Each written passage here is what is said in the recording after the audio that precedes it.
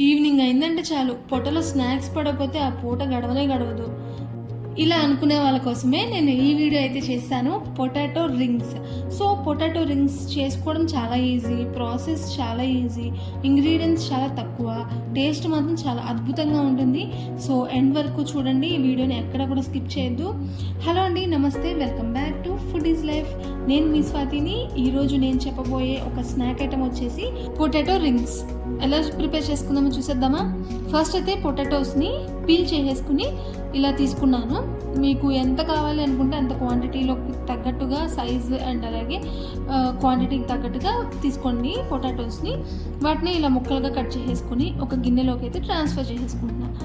ఎందుకంటే వాటిని ఫస్ట్ మనం ఉడకబెట్టాలి, చాలా మెత్తగా అయ్యేంత వరకు ఖచ్చితంగా ఉడకబెట్టాలి. సో వాటర్ పోసేసుకుని స్టవ్ మీద పెట్టేసుకున్నాను. ఉడికిపోయిన తర్వాత ఇలాగా వాటర్ని తీసేసి ఒక బౌల్లోకి అయితే ముక్కల్ని ట్రాన్స్ఫర్ చేసేసుకున్నాను. ఆ తర్వాత మ్యాషర్తో కానీ చేత్తో కానీ ఎక్కడా కూడా ఉండలనేవి లేకుండా చాలా మెత్తగా అయితే మ్యాష్ చేసుకోవాలి. ఇలా మ్యాష్ చేసుకుందాన్ని పక్కన పెట్టేసుకుందాము. తర్వాత ప్యాన్లోకి ఒక 2 to 3 స్పూన్స్ ఆయిల్ అయితే వేసుకున్నాను. కాస్త ఆయిల్ హీట్ ఎక్కిన తర్వాత ఇందులోకి కొద్దిగా జీలకర్ర వేసుకున్నాను. ఆ తర్వాత 4-5 వెల్లుల్లిపాయలను తీసుకుని రెబ్బలను తీసుకుని దాన్ని సన్నగా కట్ చేసి వేసుకున్నాను. తర్వాత మీడియం సైజు ఆనియన్, ఇది కూడా సన్నగా కట్ చేసుకుని వేసుకోవాలి. ఇవన్నీ కూడా బాగా ఫ్రై అవ్వాలి అంటే ఖచ్చితంగా కలర్ చేంజ్ అయ్యేంత వరకు ఇవన్నీ ఫ్రై అవ్వాల్సిందే. అలా అయితేనే మనకి ఫైనల్ అవుట్పుట్ టేస్ట్ అనేది చాలా బాగుంటుంది. ఇలా వేగేంత వరకు మీడియం ఫ్లేమ్లో పెట్టుకుని వేయించుకోండి. ఆ తర్వాత వేగిపోయిన తర్వాత ఇందులో ఒక 2 స్పూన్ల వరకు గోధుమ పిండి వేసుకోవాలి. అండ్ అలాగే ఒక పావు గ్లాస్ కన్నా తక్కువ కొంచెం వాటర్ పోసుకోవాలి. మరీ పలచగా అయిపోకుండా చూసుకుని కొంచెం వేసుకోండి మీ క్వాంటిటీకి తగ్గట్టుగా. ఇలా వేసుకున్న తర్వాత బాగా మిక్స్ చేసుకుని కలిపేసుకోవాలి. ఇప్పుడు ఈ పేస్ట్ని మనం ఆల్రెడీ బంగాళదుంప మ్యాష్ చేసి పెట్టుకున్నాం కదా, ఉడకపెట్టింది, అందులోకి అయితే వేసుకోవాలి. పైన కొంచెం టేస్ట్కి తగ్గట్టుగా సాల్ట్ అండ్ అలాగే కారం, సన్నగా కట్ చేసుకున్న కొత్తిమీర. తర్వాత ఇందులోకి ఒక 3 to 4 స్పూన్స్ వరకు కార్న్ఫ్లోర్ వేసుకోవాలి. కార్న్ఫ్లోర్ లేదు అంటారా, మైదా అయినా వేసుకోవచ్చు. బట్ క్రిస్పీనెస్ చాలా బాగా రావాలి అంటే cornflour is the best. Cornflour ఉంటే వేసుకోండి, లేదు అంటే మైదా వేసుకోండి.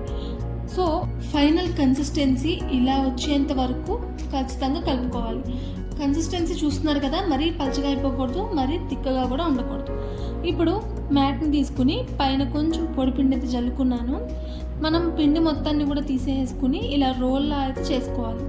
ఆ తర్వాత కొంచెం పోర్షన్ తీసుకున్నాను, కొంచెం పిండిని తీసుకుని పొడి పిండి వేసేసుకుని ఇలాగా మనం రింగ్స్ లాగా అయితే ప్రిపేర్ చేసేసుకోవడమే. ఇలాగే అన్నీ కూడా ప్రిపేర్ చేసుకోవాలి. ఇలా ప్రిపేర్ చేసుకున్న తర్వాత వీటిని కాసేపు గాలికి ఆరనివ్వాలి. అలా ఆరనిస్తే క్రిస్పీనెస్ అనేది చాలా బాగా వస్తుంది.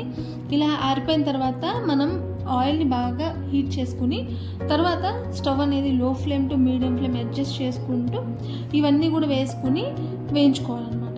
ఇవన్నీ వేసిన తర్వాత మాత్రం మీడియం టు లో ఫ్లేమ్లోనే ఉండాలి స్టవ్ అనేది, లేదు అంటే లోపల వేగకుండా బయట మాత్రం కలర్ చేంజ్ అయిపోతుంది. సో అందుకని మనం ఏంటంటే లో ఫ్లేమ్ టు మీడియం ఫ్లేమ్ పెట్టుకుని వేయించుకోండి. 2 సైడ్స్ కూడా మంచిగా కాలేటట్టు కాల్చుకోవాలి. పొటాటోతో స్నాక్స్ అంటే టేస్ట్ మామూలుగా ఉండదు. అలానే నేను రోజు చేసుకోమని చెప్పను.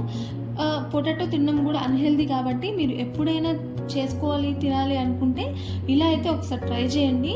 సో బయట కొనుక్కుని తినేదానికన్నా ఇంట్లో ఇలాగ హెల్దీగా అలాగే మన చేతులతో చేసుకు తింటే చాలా టేస్టీగా ఉంటుంది. కొంచెం శ్రమ అనుకోవచ్చు కానీ ఈ ప్రాసెస్ కూడా తక్కువే కాబట్టి మీరు ఖచ్చితంగా ట్రై చేయొచ్చు. ఇలా 2 సైడ్స్ కూడా బాగా ఫ్రై చేసుకున్న తర్వాత ఒక ప్లేట్లోకి తీసేసుకుని పైన కొద్దిగా కొత్తిమీర ఉల్లిపాయలు వేసేసుకుని తర్వాత మనం సాస్తో కలుపుకొని దీన్ని తిన్నామంటే ఖచ్చితంగా చాలా బాగా నచ్చుతుంది. మీకు ఎటువంటి డౌట్ లేకుండా మీరు కూడా దీన్ని ఇంట్లో ప్రిపేర్ చేసుకోవచ్చు. మీ ఫ్రెండ్స్ అండ్ ఫ్యామిలీ మెంబర్స్ కూడా షేర్ చేసి వాళ్ళని కూడా ట్రై చేయమని చెప్పండి. మీరు ట్రై చేసి కామెంట్ సెక్షన్లో కామెంట్ చేయండి ఎలా వచ్చింది అనేది. అండ్ అలాగే నా ఛానల్ సబ్స్క్రైబ్ చేసుకోండి.